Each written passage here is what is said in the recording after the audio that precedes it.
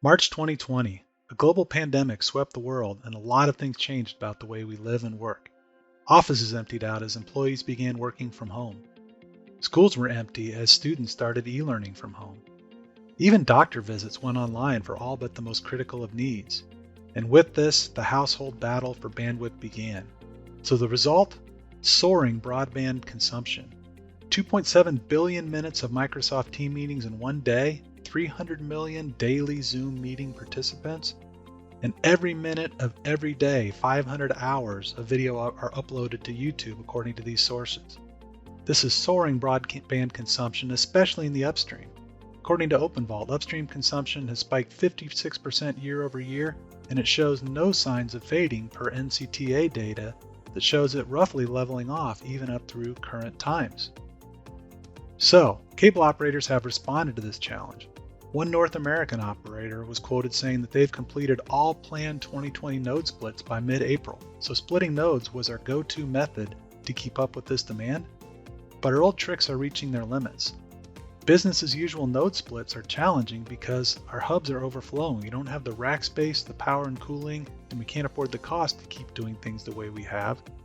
Getting more bits per hertz going 16 to 64 QAM is challenging because in much of the world we're already at 64 QAM.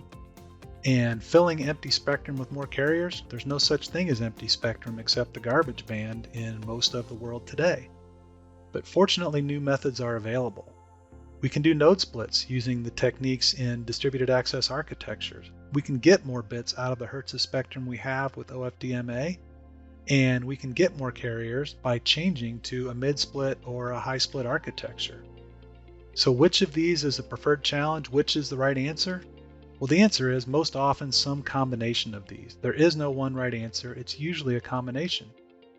But each of these options has their challenges. If you want to use distributed access architecture, there's challenges with maintaining and troubleshooting the network. PTP timing suddenly matters. Video is not created until it's out at the remote PHY node, so verifying you have the correct programs in place is a challenge. If you go with the mid-split or even the high split, all of a sudden you may have the FM band as part of your upstream. You can imagine the challenges that creates. And FCC proofs, how do you do that in the United States if 138 megahertz is now on your upstream? And even OFDMA has its challenges. How do you see upstream ingress through the seemingly always-on OFDMA carriers? How do you manage the complexity of all the different network equipment manufacturers and all of the different types of architectures that a technician may have to work on in a given day?